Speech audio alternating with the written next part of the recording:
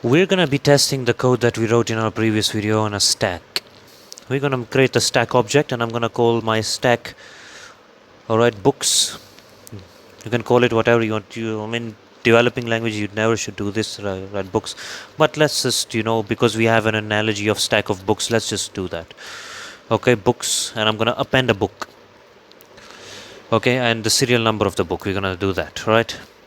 So I'm going to firstly push something to my stack. Okay, stack.push, and in this sequence I'm going to push stuff to my stack. Okay, so I'm just going to copy this a number of times.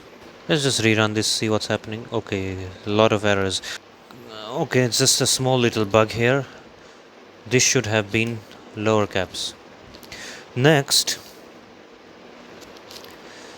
I've used a parameterized constructor in the class, but here I had to default constructor. So yeah, this should be parameterized because it's 1, 2, 3, 4, 5 elements, so I forgot to put the number of elements inside there.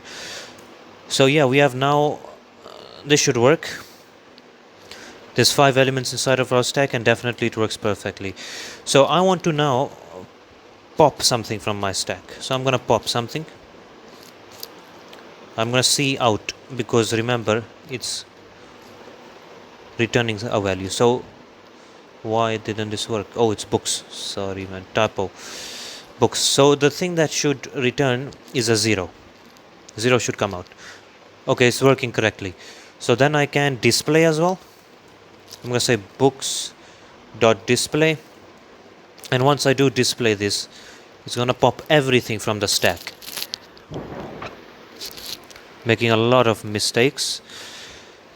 So yeah, there we go, 0 and 1, 5, 23. Okay, so the reason it gives us a 0 is because we popped something here and we had to have an endl there. But yeah, so after that it shows us 1, then a 5, then a 20, then a 3. So that's how it works. It's working fine. Now if I were to run the top function on this, you can see that the top is a 0, and then after that it runs the display function, so you can see it's 0, 1, 5, 23. And the reason there's 2 zeros here is because top doesn't return a value. Actually no, it doesn't like pop from the stack, it just returns the value. But here it pops all of the elements inside of the array. So yeah, that's it. And is full is empty, let's just test that out. Let me just remove all of these. Let me try to push something else from the stack. So if I push a 10 into the stack, you're gonna see that it says stack is full. It gives us that error message. So that's awesome.